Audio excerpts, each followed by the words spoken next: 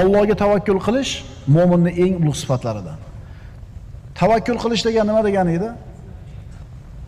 Esli odamlar ittara kelib, mana devorga suyangan, beli charchamayapti, beli tolmayapti. Endi suyanchig'i bo'lmagan odamning beli tolib ketadi. Mana sizlarga dehqoncha misol. Allohga ishlarini topshirgan, Allohga ishini tavakkul qilgan banda hayotda beli tolmay yashaydi. Lillahil masalul a'la. Banda ishlarning oqibati haqida yaxshi gumonda bo'lsa, har bir ishida Allohga suyansa, nimaga erishadi?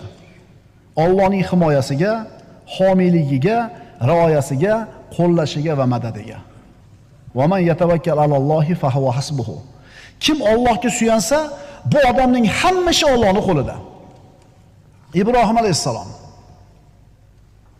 juda ham katta o'tlarni to'plab gulxan yoqishdi. Ibrohim alayhisalomning oyoq qo'lini bog'lab o'tga uloqtirdi.